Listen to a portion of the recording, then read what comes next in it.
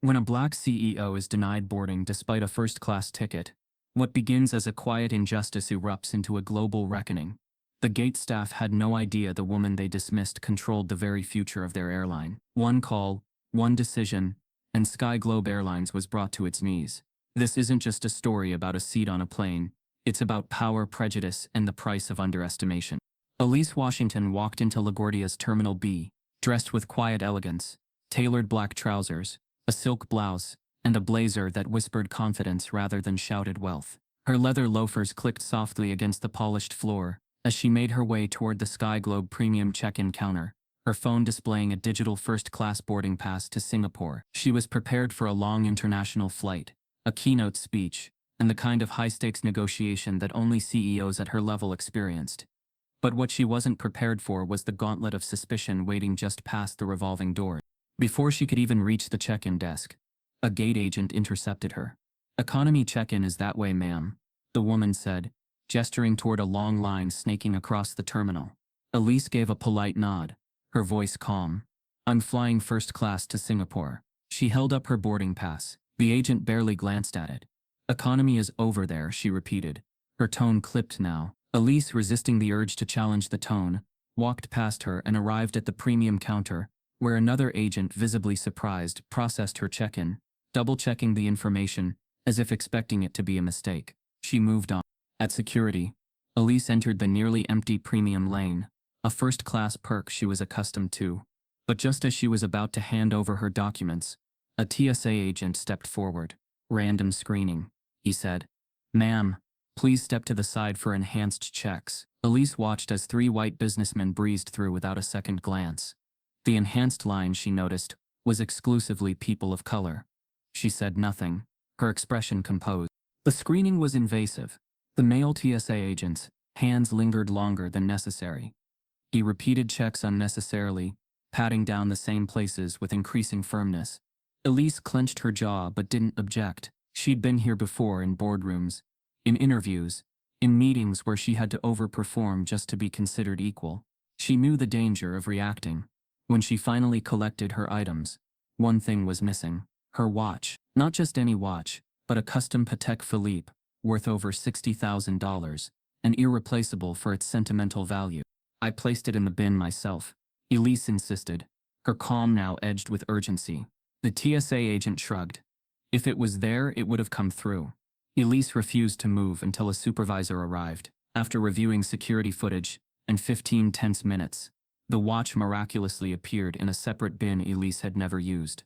No explanation, no apology. By the time she reached gate 37B, boarding had already begun. Still, she was within time. Elise approached the first-class lane, boarding pass in hand. "Excuse me, ma'am. This line's for our first-class passengers," said Meredith, the gate agent, squinting at her with suspicion. Elise showed her the pass. "I'm in seat 2A, she said evenly. Meredith took the phone, examined it for too long, then turned and made a hushed call, all the while sneaking glances at Elise. Moments later, a man in a corporate uniform approached. His name tag read Richard Bronson, customer service supervisor. He didn't address Elise but turned to Meredith instead. "What's the issue?" Meredith responded with thinly veiled doubt. "She says she's in first class." Richard took the pass and looked Elise up and down. "Ma'am, are you aware that international first-class tickets are very expensive?" he said. Elise stared back. "I'm aware." Richard's voice tightened. "We'll need to verify your documents. Passport, credit card, and company authorization for the expense." Elise blinked. "That's not required. Standard procedure," he replied. Though it wasn't. Not for the white passengers boarding without any such checks. A white woman nearby muttered, "Just show your papers if you have nothing to hide." Elise handed over her passport and corporate credit card, but refused the unnecessary company document. Richard motioned to another agent. "Please escort the guest to the service desk while we verify this." Elise, silent but watching every move, followed. From her seat at the distant counter, she watched the final boarding call. The jet bridge door slowly closed. No one gave her updates. No one returned her documents. At a nearby desk, a group of airline employees whispered and laughed, casting glances her way. "She thinks she belongs in first class. Probably her first flight. She won't be so confident when she misses it." Elise's flight taxied away from the gate. Only then did Richard return. Your flight has departed. I regret to inform you. His expression didn't show regret. Elise spoke evenly. I missed that flight because your team detained me. He ignored her and said they could rebook her in 5 hours. In economy. Elise narrowed her eyes. Show me the first-class seating chart. Richard hesitated. That's not allowed. Show it, Elise said firmly.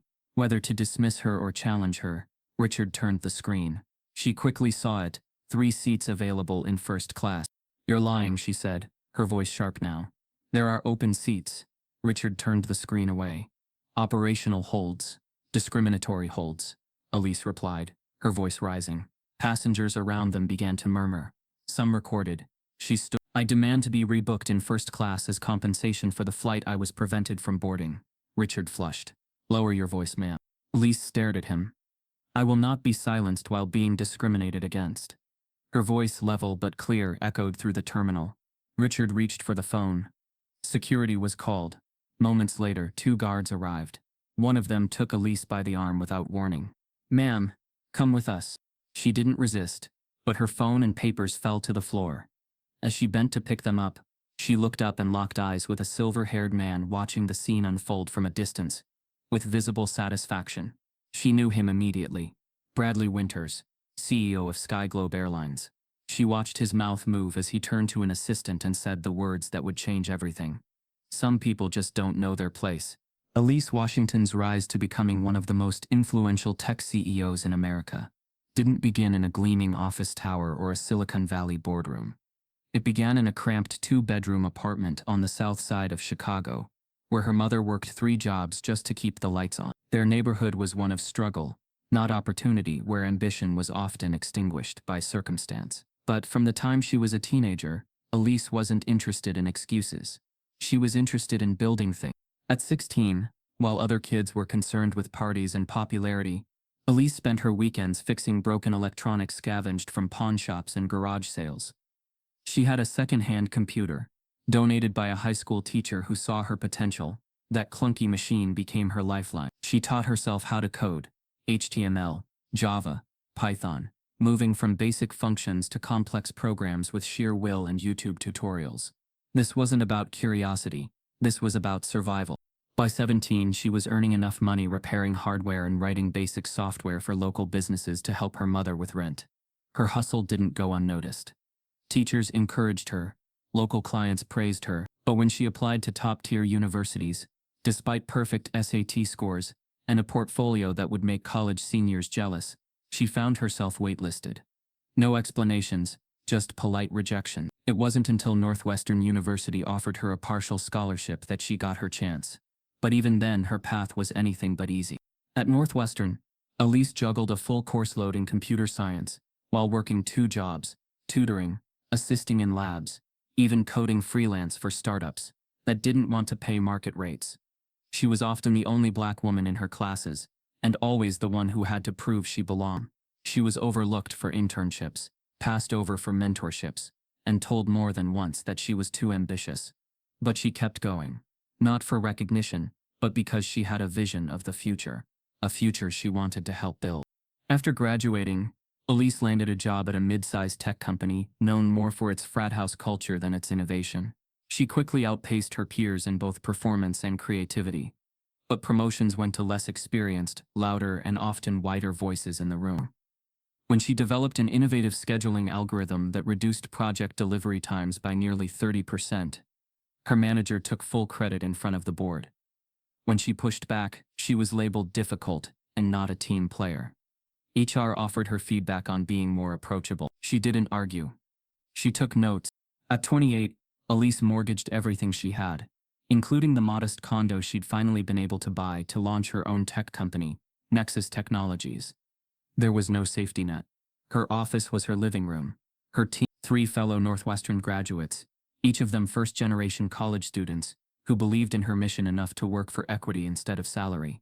Together they stayed up all night coding, testing, failing, rebuilding, and pushing again. They were outspent by competitors, underestimated by investors, and overlooked by the tech media. And yet they delivered. Nexus Technologies didn't just survive, it thrived. Their breakthrough product, an adaptive scheduling platform using machine learning, gained traction in industries from healthcare to logistics. Within 5 years, they secured enterprise contracts with Fortune 500 companies. By year 10, Nexus was a global name, employing over 5,000 people, with satellite offices in 6 countries and profits exceeding $1.2 billion annually. Elise had gone from being doubted in conference rooms to being featured on the cover of Business Weekly. She was no longer chasing the table. She owned the table and decided who sat at it. But success hadn't softened her edge. If anything, it sharpened her sense of purpose. Elise never forgot the barriers she had to break through, or the people still pushing against them. She used Nexus not only as a vehicle for innovation, but as a platform for impact. She launched a foundation to provide grants for Black and brown students in STEM. She created a VC arm to invest in women and minority-led startups. Her board was one of the most diverse in the industry, not for optics but because she understood that innovation thrives where inclusion exists. The morning of her flight to Singapore, Elise stood in her penthouse overlooking Central Park. The apartment was minimalist and modern, filled with clean lines and curated art.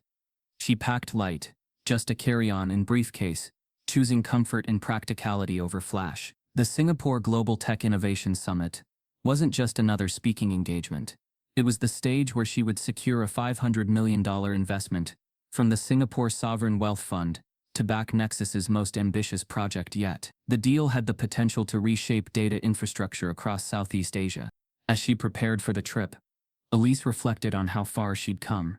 She had built everything with discipline, sacrifice, and relentless focus. But as she would soon discover, even in the skies, among the so-called elite, there were still people waiting to remind her she didn't belong. What they didn't know was that Elise Washington had never asked for permission. She didn't need acceptance. She was the storm they hadn't seen coming. Elise Washington's troubles didn't end at the premium check-in counter. After receiving her boarding pass, albeit with a patronizing double check by the desk agent, she moved toward the TSA security lanes, hoping the worst was behind her. She had flown first class countless times. She knew the process inside and out. But LaGuardia's Terminal B had its own brand of humiliation waiting. The premium security lane was nearly empty, another perk of flying first class.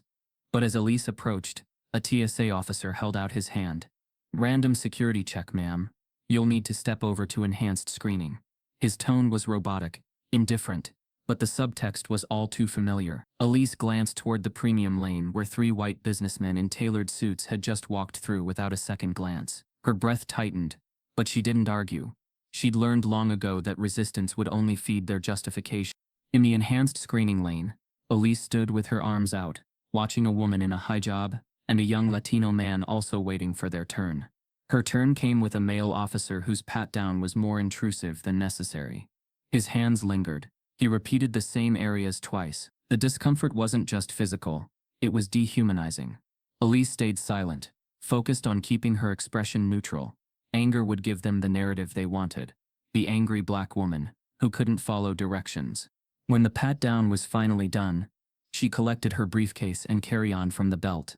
But something was missing. Her watch. Not just any watch. A custom Patek Philippe, a limited edition piece worth over $60,000. More than its price, it was symbolic. It marked the moment Nexus Technologies went public. A quiet victory, made tangible. Elise had placed it in the tray herself, removed carefully before the screening. Now it was gone. "Excuse me," she said to the agent. "My watch is missing." The agent barely looked up. If it was there, it would have come through. "It was there," Elise repeated, her voice still calm but firmer. "I need to see the footage, or I want a supervisor. Now." What followed was 15 excruciating minutes of indifference. TSA agents rotated around her, suggesting she must have forgotten it at home, or maybe dropped it along the way. Elise stood her ground, unmoving, until a supervisor finally arrived. Moments later, as if by magic, the watch appeared, inside a tray Elise had never used, from a lane she hadn't passed through. There was no apology, just a shrug, and a mumbled, "Here you go." She checked the time. Her flight to Singapore was boarding, but she still had time. First-class passengers were usually called early, or allowed to board at leisure. She walked briskly toward Gate 37B, eyes forward, determined to put the indignity behind her. But the humiliation had just shifted locations. At the gate she approached the first-class lane where a gate agent, Meredith, according to her name tag, looked up and narrowed her eyes instantly. "Excuse me, ma'am. This lane is for our first-class passengers." Elise stopped, met her gaze, and lifted her phone. "I'm in seat 2A. First class."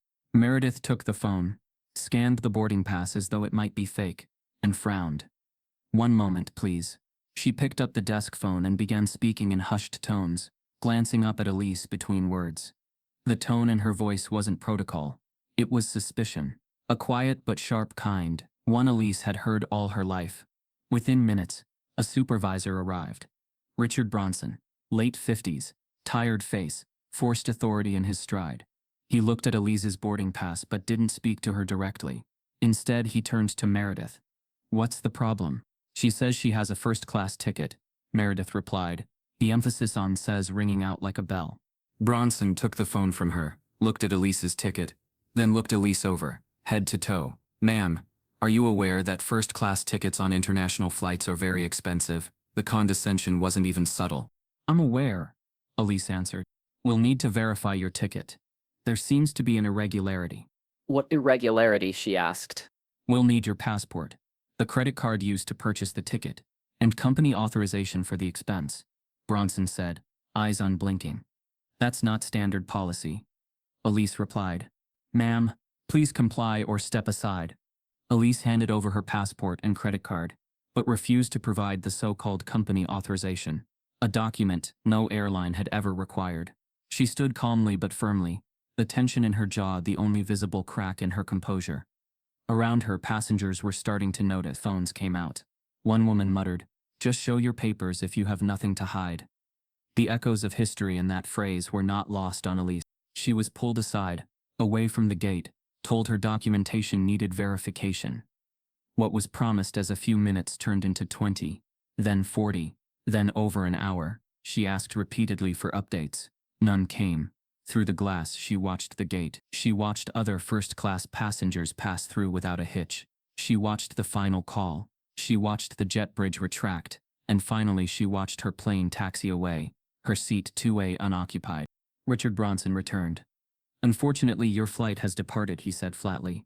"We can rebook you on the next flight. It departs in 5 hours. However, first class is fully booked. We can offer you an economy seat." Elise stood. "Show me the booking system," she said. "I'm not authorized. Show me or I'll have our legal team investigate every record for that flight." Reluctantly, Bronson turned the screen toward her. Elise scanned the seating map. 3 first-class seats, unoccupied. "You're lying," she said. "They're blocked for operational reasons," Bronson stammered. "What reasons?" "I'm not at liberty to say." "You mean discriminatory reasons?" Elise said, loud enough for others to hear. The air around the gate changed. Other passengers paused. More phones lifted.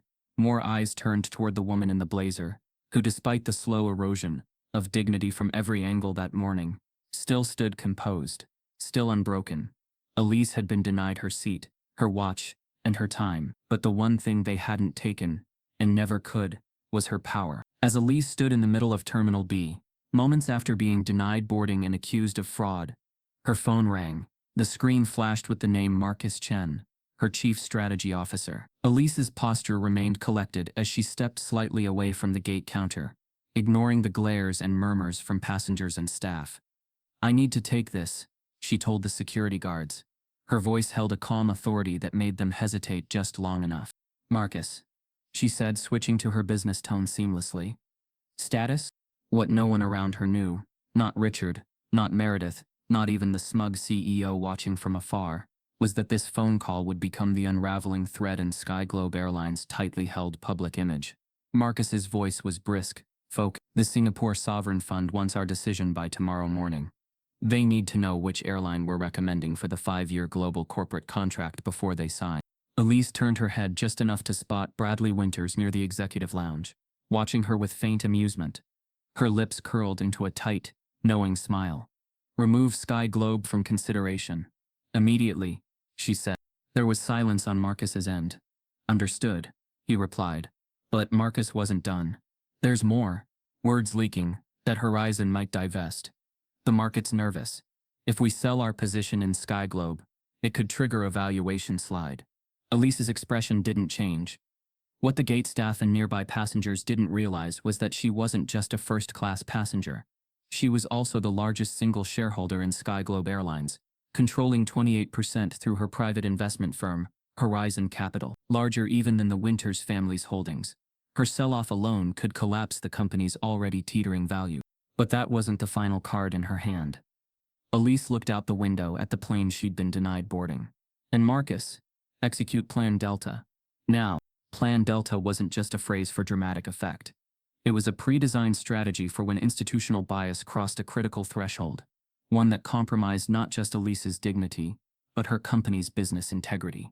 Within seconds of the call ending, Elise contacted her CFO, legal counsel, and head of PR. Each call lasted under a minute, each with precise instructions. As she hung up from the last call, the two security guards shifted uncomfortably. One tapped his radio for updates. The other quietly stared at Elise as if trying to place her face from somewhere. Across the terminal, Bradley Winters was visibly agitated. His phone began ringing non-stop, his pacing intensifying as he barked orders into the receiver. Elise knew the board members were being alerted now. Stockholders, analysts, the executive team. The dominoes were beginning to fall. Officer James Taylor, the airport police assigned to her, stepped closer. His voice was soft. "Miss Washington? Elise Washington from Nexus Technologies. My daughter just did her final project on you. She wants to be a coder like you." For the first time that day, Elise's expression warmed. "That means a lot, officer." He nodded, and without saying more, subtly stepped between her and the now gathering crowd. The energy around them was shifting. Phones were up. Whispered voices turned into murmurs of recognition. A few passengers began to realize exactly who had been mistreated. Just then, the airport's digital signage flickered. The large CNN airport screens began showing breaking financial news. The red ticker ran, "SkyGlobe Airlines shares drop amid rumors of mass shareholder exit." Travelers stared. Some checked their investment apps. Others glanced toward Elise. Even the gate agents, now visibly nervous, began whispering among themselves. Bradley, still on the phone, looked like the blood had drained from his face. He gestured sharply toward his staff, demanding answers no one had. And then came the reinforcements. Through the terminal entrance marched Elise's executive assistant Samantha Rivera, flanked by 4 members of Nexus Technologies' legal team, all in crisp suits, their expressions unreadable but purposeful. Samantha walked directly to Elise, handing her a leather portfolio. "All documents prepared. The board is assembling virtually in 30 minutes. Elise nodded, flipping open the folder. Inside were printed policies from SkyGlobe's own anti-discrimination code of conduct. Pages that were about to become the most public receipts of corporate hypocrisy in recent memory. With her legal team beside her, Elise turned and began walking back toward Gate 37B, not away from it. Officer Taylor kept pace beside her, making it clear without drawing his weapon that no one should try to stop her now. As Elise approached the gate counter, the PA system crackled overhead.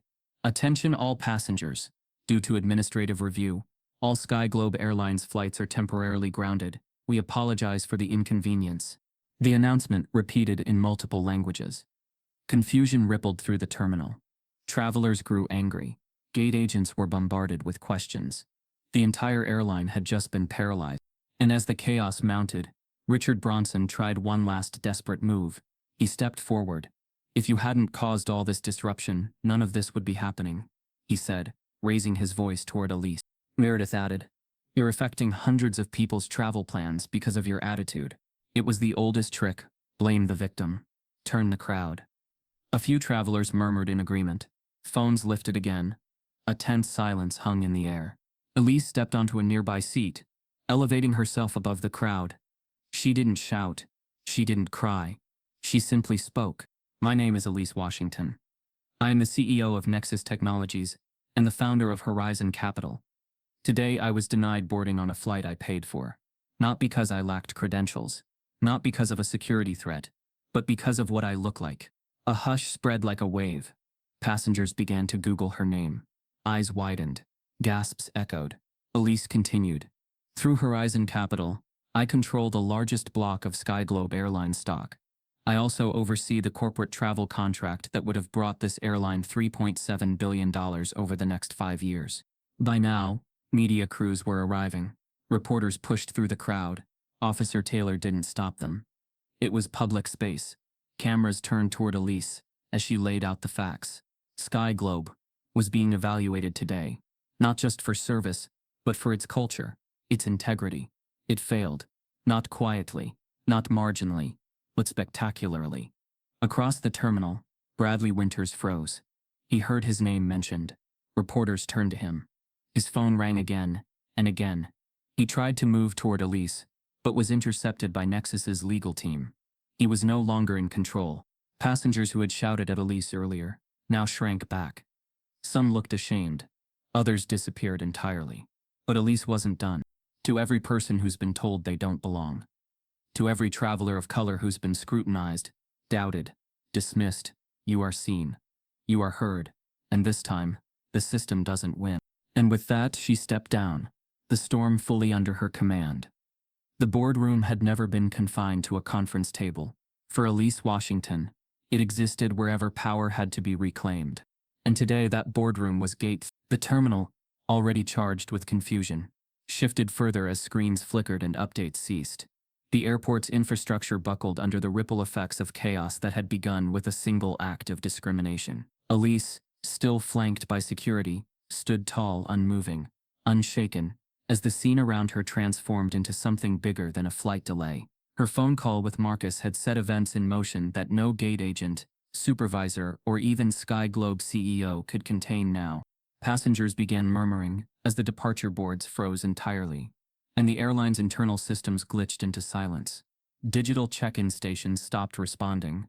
Overhead announcements were cut off mid-sentence.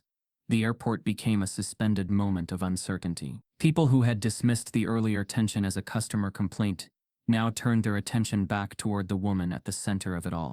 Elise's assistant Samantha Rivera arrived like a blade through fog, her stride confident and direct. Behind her marched 4 legal team members from Nexus Technologies, each carrying slim portfolios and faces carved from stone. Samantha handed Elise the documents without a word. Everything had already been communicated. The board members were notified. The emergency meeting would begin within the hour. Elise flipped open the leather folder and scanned the contents. Printed non-discrimination policies, signed by Sky Globe's own leadership, internal performance audits, and the timeline for Plan Delta's execution. She turned and began walking back toward Gate 37B.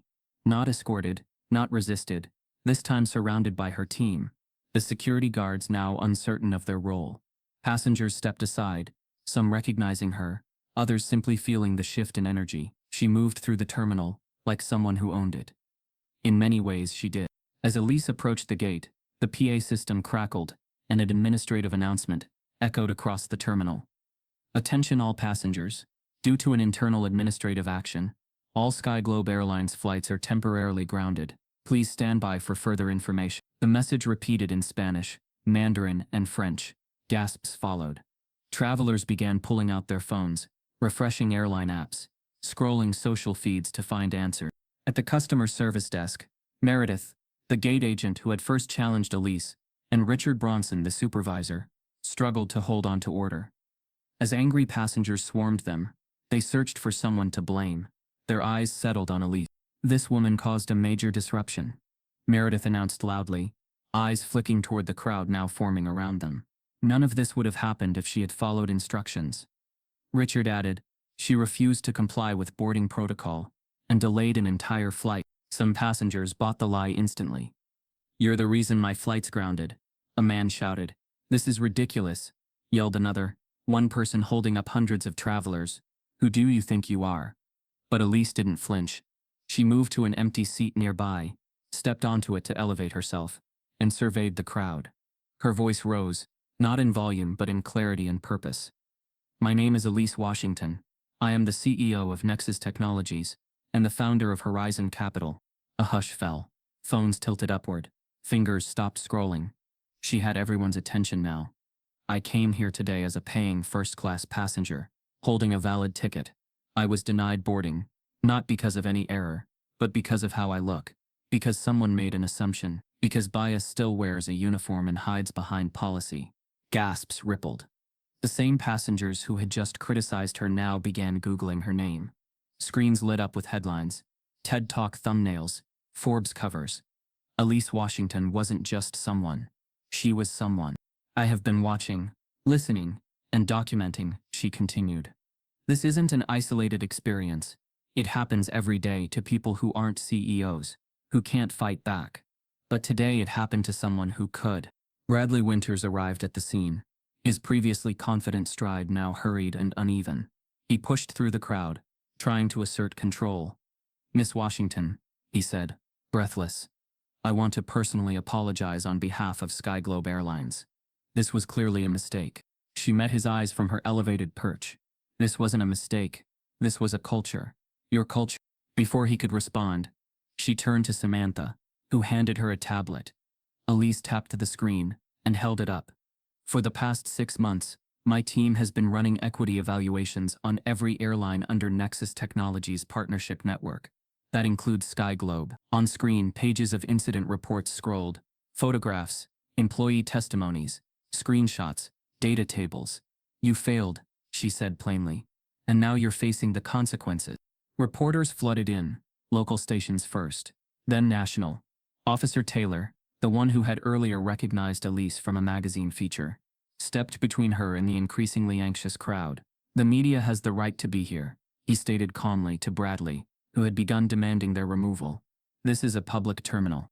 Bradley's face twisted as he realized the scale of what was unfolding. It wasn't just a PR issue. It was a reckoning. Public, corporate, and personal. Hashtags began trending. Skyglobe Reckoning was at the top. Elise Washington's name dominated every major platform. What began as a quiet humiliation at check-in had grown into a nationwide spectacle, one she hadn't started, but one she would certainly finish. And yet, through it all, Elise remained composed. No shouting, no vengeance, just unshakable presence. A mirror held up to a corporation that had built its image on prestige but hollowed it out with prejudice. This wasn't just about a missed flight, it was about power, ownership, and what happens when someone who's always been told to wait her turn finally decides she's done waiting. Elise didn't wait for permission. She stepped onto a nearby chair with the poise of a seasoned keynote speaker, rather than someone who had just been humiliated in public. Her height, elevated now above the crowd, wasn't just physical, it was symbolic. She didn't raise her voice to yell. She simply made herself impossible to ignore. And the moment she began to speak, the hum of the airport softened into stillness. "My name is Elise Washington," she said, her tone composed, each syllable landing with precise weight. "I am the CEO of Nexus Technologies and the founder of Horizon Capital." There was a subtle but unmistakable shift in the air. Travelers who had dismissed her earlier suddenly paused. Phones reappeared, not just to record but to search. People who had accused her of causing delays were now quietly reading headlines, pulling up Business Weekly covers, watching video clips of her speaking at global tech summits. "I came here today like many of you," Elise continued. "A paying customer with a confirmed first-class ticket. I followed every procedure, arrived early, and complied with every security protocol. And yet, I was denied my seat, not because of any mistake I made, but because someone looked at me and made a decision. She doesn't belong here." Silence deepened. Even those who had sided with the gate agents now stood unmoving, guilt washing over their earlier assumptions. Richard Bronson and Meredith stood to the side, visibly shrinking. Elise's voice remained firm, calm, but with a rising undercurrent of conviction. This wasn't about policies.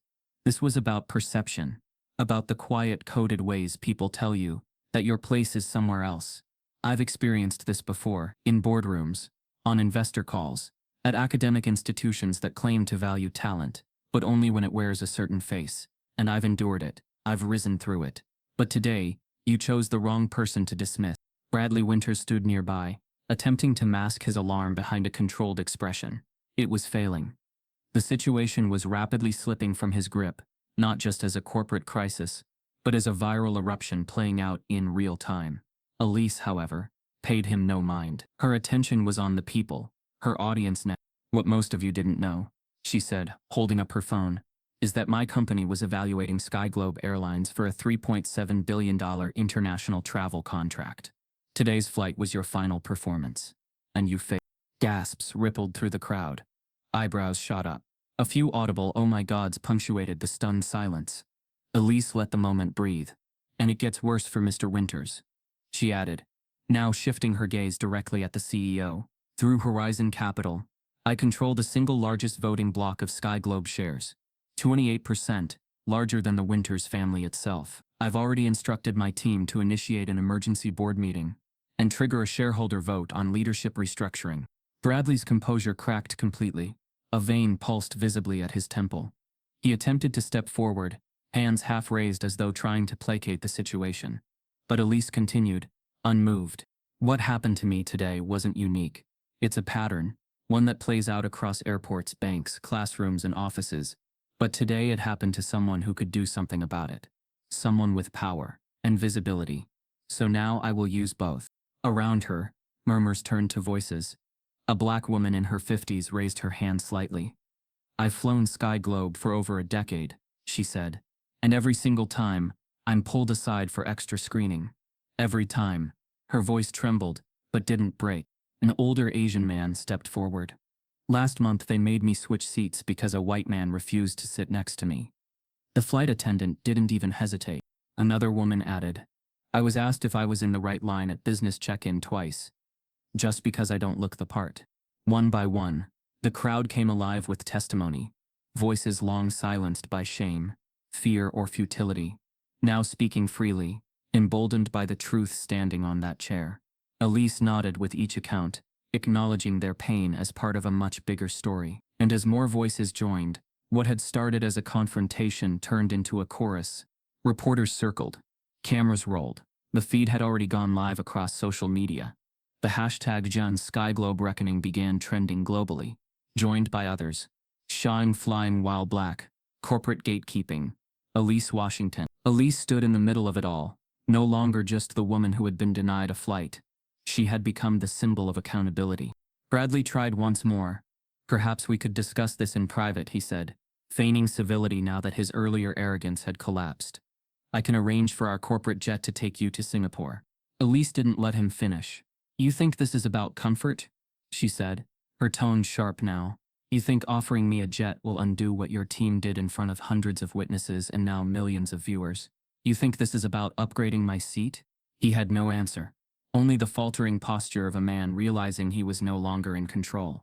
She turned back to the crowd. Sky Globe has operated for decades with impunity, treating diversity as a checkbox, inclusion as PR.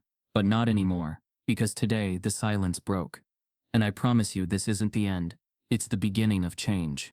Applause started, hesitant at first, then swelling as more passengers joined in. Even some employees, those who had watched in silence, clapped softly, then more openly. It wasn't just support for Elise, it was a release, a signal that something long buried had been brought to light. As Elise stepped down from the chair, she met the eyes of Officer Taylor, who gave her a small, respectful nod. She exhaled slowly, never losing her stance, never showing a crack. Her voice, her presence, her truth had pierced through the walls. Sky Globe had built around its image. And with every eye watching, every camera rolling, and every tweet spreading her message, Elise Washington had not just claimed her seat.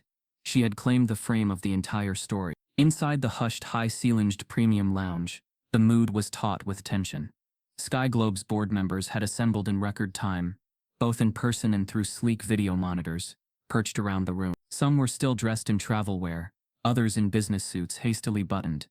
Everyone visibly shaken by the chaos spiraling outside the gates. What none of them had prepared for, however, was the storm Elise Washington carried in calmly behind her legal team. The boardroom, once a sanctuary of control and polished egos, now belonged to Elise. With Samantha at her side, and a stack of meticulously prepared documentation in hand, she took her place at the table, not as a guest, but as a force. The digital presentation began, illuminating screens with dates, flight numbers, screenshots, and testimony, incidents categorized not as exceptions, but patterns undeniable, widespread, and deeply rooted in bias. The silence deepened as Elise narrated the damning evidence. Instances of black travelers repeatedly flagged for secondary searches. Muslim passengers being reassigned from exit rows for safety reasons. Names that sounded foreign triggering extra verification, and always the same internal memos justifying it, all under the guise of operational security or passenger comfort. Bradley Winters sat across from her, arms crossed tightly, color draining from his face as each slide advanced. The air around him thickened, each revelation tightening its grip. When the segment turned to financial impacts, lost contracts, declining customer loyalty, suppressed whistleblower reports, his facade cracked further. Sweat beaded at his hairline despite the lounge's chilled air. Elise spoke without malice, only clarity. The numbers don't lie, Mr. Winters. Neither do your employees. You created a culture where profiling was protocol, and now the world knows. Midway through the presentation, Elise paused. She turned to the board. This isn't just about one incident at Gate 37B. It's about the cost of pretending inclusion is optional. That cost has now reached your valuation, your brand, and your license to operate. The lead independent director, a sharp-eyed woman named Susan Miles, glanced briefly at her fellow members before nodding solemnly. Continue. But the weight had already tipped. Bradley's breathing grew shallow. His jaw twitched. He fumbled for the bottled water in front of him but missed, knocking it over. A hush swept through the room. Then his hand clutched at his chest. I can't breathe, he whispered hoarsely, before slumping sideways in his chair. Chairs scraped back. A couple of board members sprang to their feet, calling for help. A staffer rushed out to summon airport medics. But before anyone else could act, Elise was already moving. She dropped to her knees beside him, loosening his tie with deft fingers, gently guiding him to lie flat. Her voice, calm but firm, directed the others. Keep his airway open. Tilt his head slightly. He's having a panic episode, not cardiac arrest. Someone needs to monitor his pulse. The room watched in stunned silence. The woman he'd tried to humiliate and forcibly remove from an airport hours earlier was now the one keeping him stable. Bradley's eyes fluttered open, dazed and confused. He looked up at Elise. For a brief moment, the arrogance, the entitlement, was gone, replaced by something else. Not apology, not exactly, but recognition. She didn't say anything. She didn't need to. The paramedics arrived quickly and took over. As Bradley was lifted onto the stretcher, he glanced back at Elise. You were right, he murmured. Whether it was to her or to himself, no one could tell. The doors closed behind them, and the room slowly came back to life. Susan Miles cleared her throat and took charge. We will reconvene in 15 minutes, she announced, her voice steady. This board has decisions to make. Serious ones. And they did. With Bradley no longer at the helm, the session resumed with new clarity. Elise and her legal counsel resumed the presentation, laying out not just the damage done, but the roadmap forward. The directors, having witnessed not only the evidence but Elise's poised, principled response, were now unmistakably aware that Sky Globe's crisis was no longer just operational or reputational. It was moral. By the end of that day, Elise Washington had not only dismantled Bradley Winters' empire, she had done it with surgical precision, strategic brilliance and grace, so profound it shamed the very system that had tried to erase her. 1 week after the explosive events at LaGuardia, the grand ballroom of Manhattan's Langham Hotel was packed shoulder to shoulder. Journalists from around the globe jostled for space. Camera crews aligned in precise rows, their lenses all pointed at a podium backed by a once proud logo that now symbolized collapse.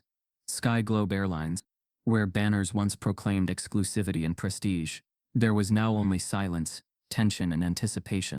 Dr. Janet Rivera, the newly appointed interim chair of Sky Globe's board, and notably the first Latina to hold the position in a major airline, stepped up to the microphone with a poise that quieted the entire room.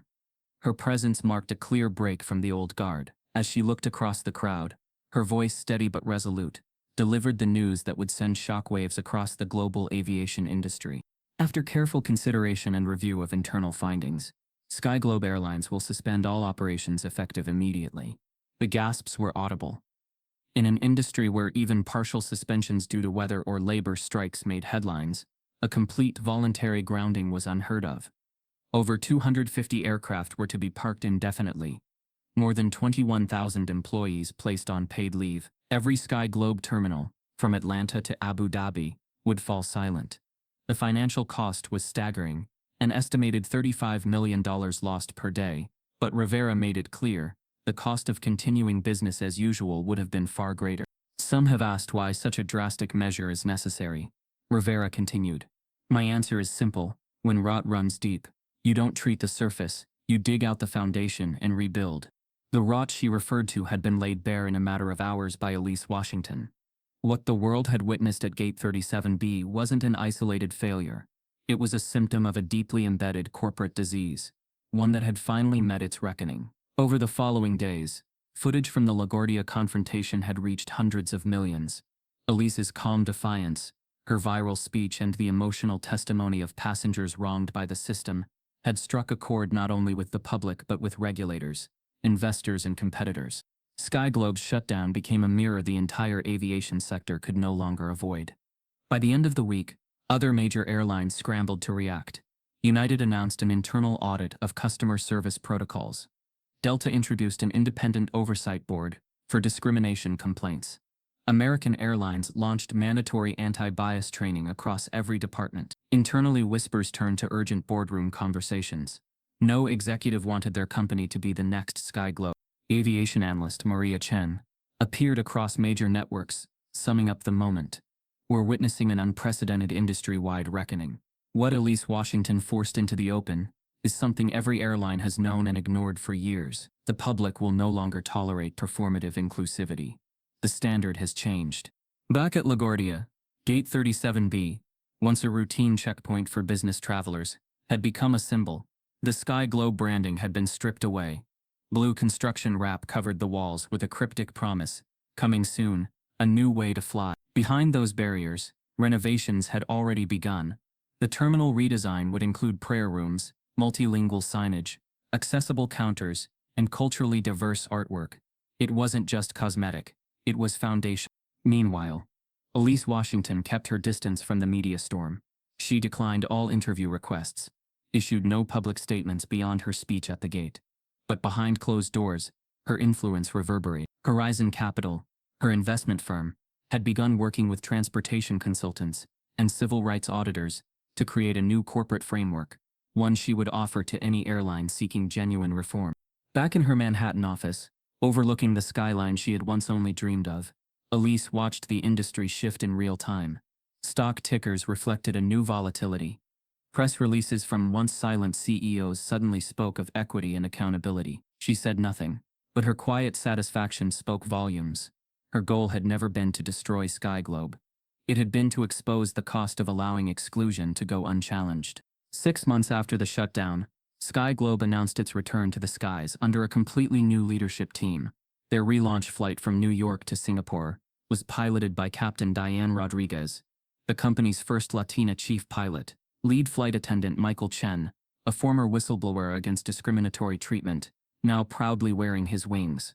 Their uniforms had changed too, less militaristic, more inclusive, designed in consultation with employees from all backgrounds. Sky Globe wasn't the same airline. It couldn't be. And that was the point. Elise watched the relaunch from afar. She didn't need to be in the room.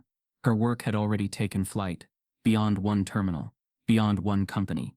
It had seeded something larger, something irreversible.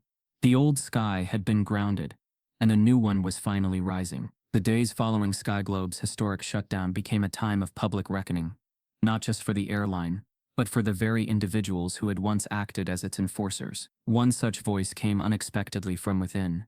Meredith Thompson, the gate agent who had initially denied Elise Washington boarding, stepped forward in a televised interview.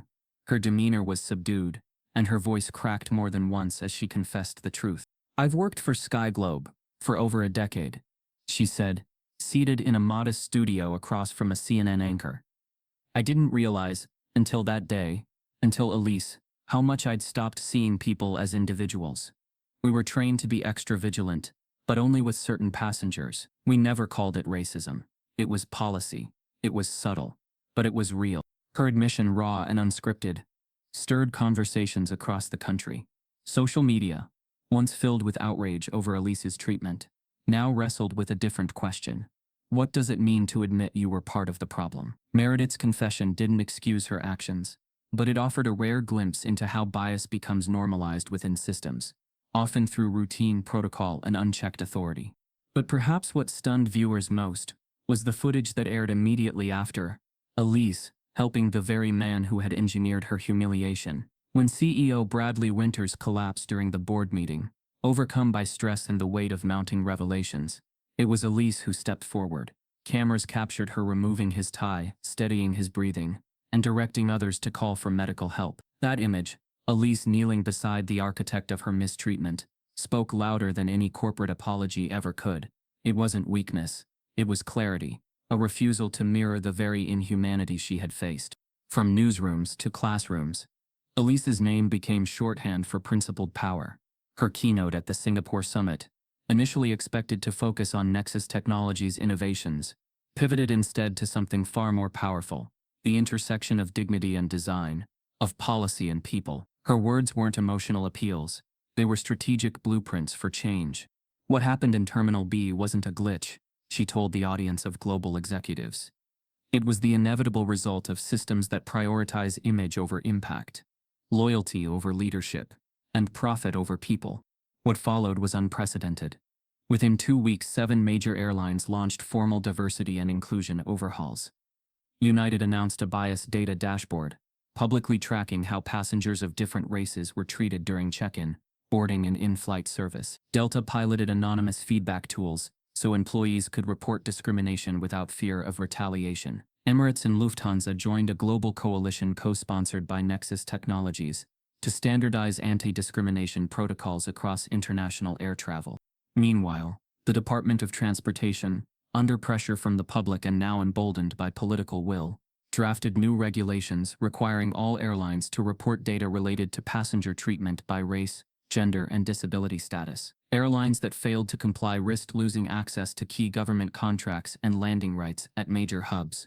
The FAA followed suit, offering incentives for carriers that adopted certified inclusivity programs. In schools, Elise's story entered curricula, not as a tech origin tale, but as a case study in how resistance doesn't always wear armor. Sometimes it wears a silk blouse and leather loafers, walking calmly through chaos and refusing to sit quietly in economy when you paid for first class.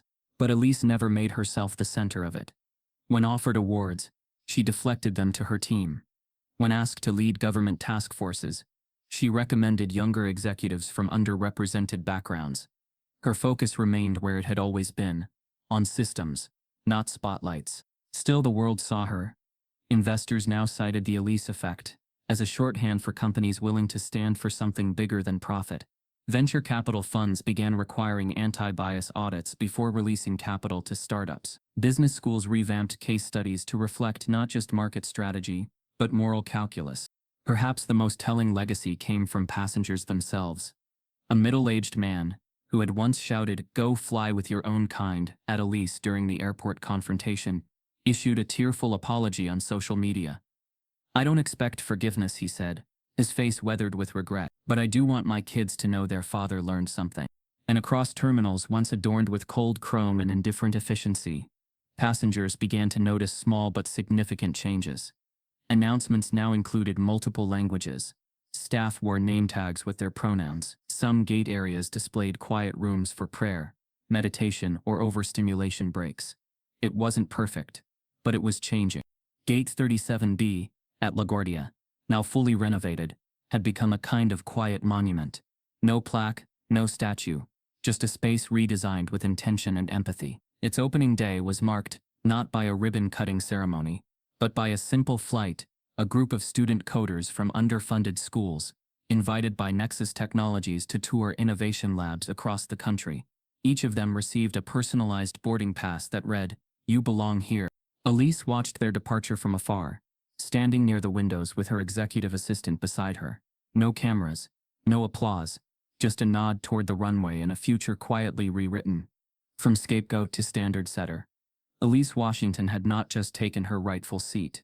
She had redrawn the map of who gets to fly, and how the skies are shaped for the generations that follow. 6 months after the storm that had begun at Gate 37B, LaGuardia Airport unveiled a new kind of space, one not built just for convenience or luxury, but for meaning. The gate, once marred by humiliation, discrimination, and an international corporate meltdown, had been transformed into something entirely different.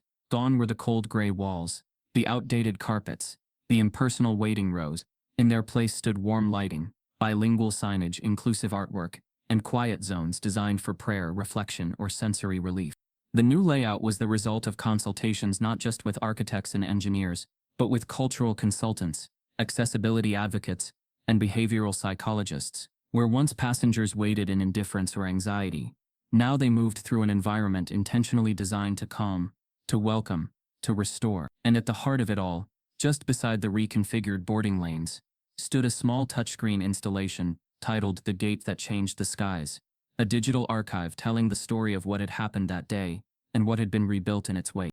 Sky Globe Airlines, after its voluntary shutdown and historic restructuring, had officially resumed operations a month earlier.